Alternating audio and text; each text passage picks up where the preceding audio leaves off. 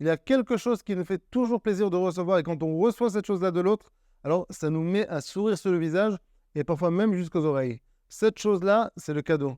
Et je ne veux pas parler de l'effet surprise qui accompagne le cadeau. Ça, j'en ai déjà parlé dans la dernière vidéo. Ce dont je veux parler aujourd'hui, c'est d'autre chose. En fait, si on se pose la question, pourquoi est-ce que ça nous fait plaisir de recevoir un cadeau?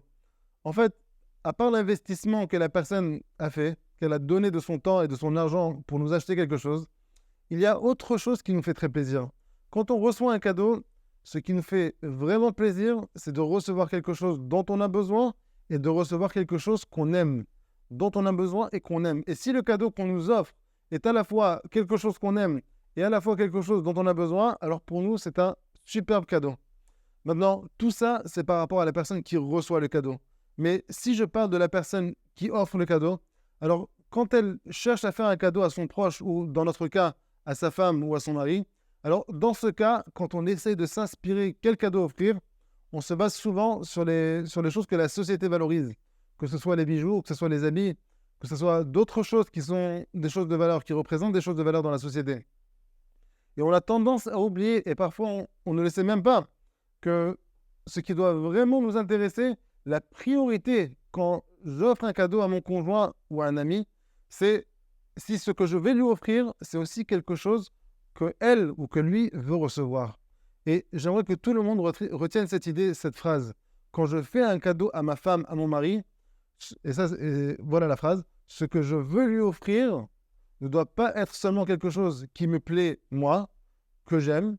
Ce que je veux offrir doit être quelque chose que l'autre veut recevoir, quelque chose dont l'autre a besoin, quelque chose qui lui fera vraiment plaisir à lui. Et quand on fait un cadeau avec cette attention et aussi avec cette intention, en général, c'est un cadeau qui fait vraiment plaisir à celui qui le reçoit. Ça t'est déjà arrivé de faire un cadeau à quelqu'un et d'avoir l'impression qu'elle était déçue de ton cadeau?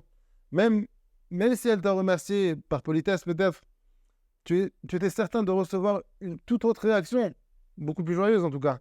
Si tu lui avais demandé, juste cette simple question, si tu lui avais demandé pourquoi elle était déçue, pourquoi est-ce que tu étais déçu, tu aurais compris que tu lui avais donné quelque chose, tu avais investi, tu as acheté quelque chose, tu as pris tout ton temps pour elle, mais tu lui as donné quelque chose qu'elle ne voulait pas forcément recevoir, et elle avait d'autres attentes, donc elle était déçue.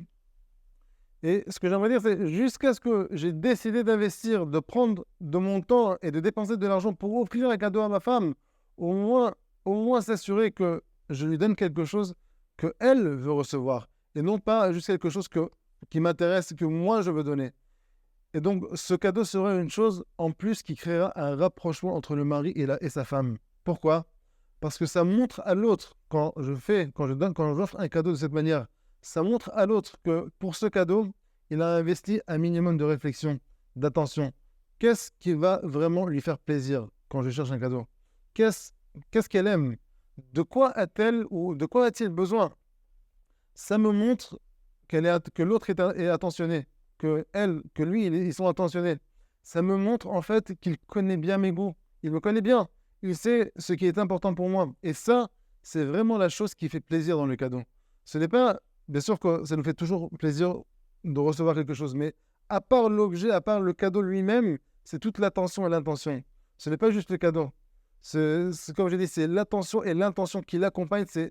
Ce cadeau représente la connexion que j'ai avec toi de par l'investissement que tu as investi pour me l'offrir. Donc, ce principe, cette idée de donner, on la retrouve dans tous les domaines du couple. C'est toujours donner. Dans un couple, on cherche toujours quoi et comment donner à l'autre. Toujours, on cherche comment donner. C'est l'investissement de la connexion, du rapprochement du couple, de la relation qu'on va avoir. Et on ne veut pas juste donner à l'autre.